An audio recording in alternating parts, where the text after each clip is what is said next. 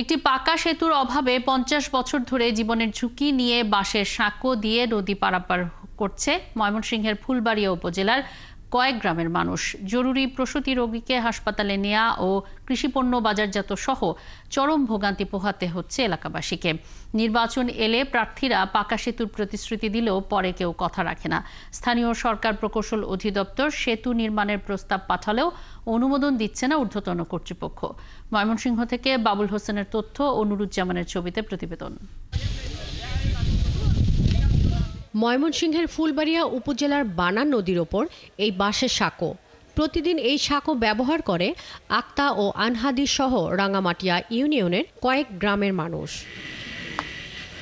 জরাজীর্ণ হয়ে সাঁকোটির পাটাতন ভেঙে গেছে, সরে গেছে দুই পাড়ের মাটি। এরপরও বাধ্য হয়েই ঝুঁকি নিয়ে এই সাঁকো দিয়ে নদী পারাপার হয় গর্ভবতী, প্রসূতি, সংকটাপন্ন রোগী, শিশু ও বৃদ্ধরা। কৃষিপণ্য পরিবহনেও ভোগান্তিতে পড়েন কৃষক ব্যবসায়ীরা। প্রায়ই ঘটে দুর্ঘটনা। ডেলিভারি রোগী নিয়ে যাওয়া আঙ্গের অনেক কষ্ট হয়। তারপরে মনে করেন মুরব্বী মানুষগুলো হেগেরও আমরা মেডিকেল কোনো নিয়ে যাইতে পারি না। এই ব্রিজ না থাকার কারণে আমাদের শাকসবজি আমরা ঠিকমতো বাজারজাত করতে পারি না, বাজারে পৌঁছাতে পারি না।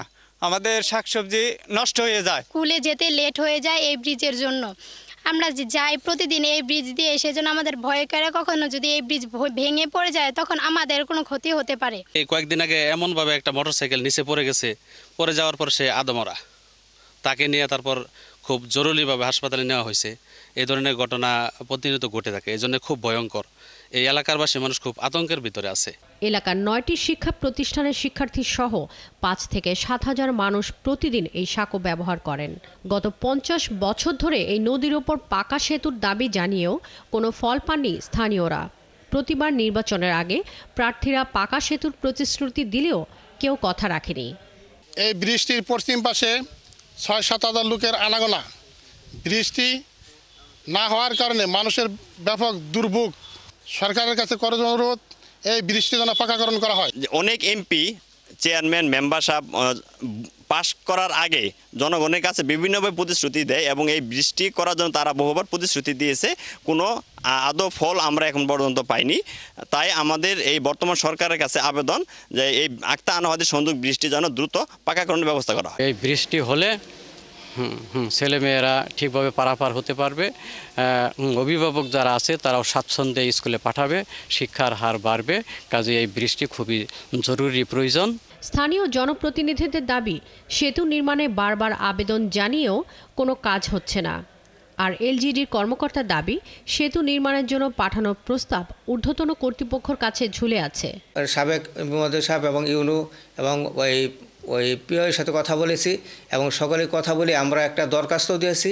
ওনারা এসেছিল, আইসা ওনারা ওই মাপযোগ্য দিয়েছে, কিন্তু বুঝতে পারতেছি না যে এখনও কেন এই বৃষ্টি হচ্ছে না।